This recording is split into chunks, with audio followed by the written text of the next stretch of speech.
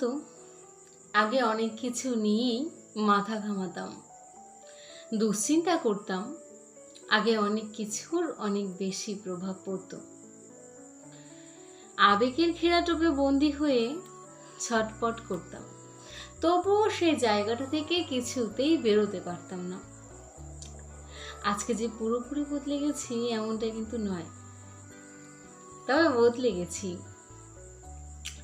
বুঝতে শিখেছি যে কোনো কিছুকে বদলানোর চেষ্টা করে ব্যর্থ হওয়ার থেকেই নিজে বদলে যাওয়াটাই শ্রেয়।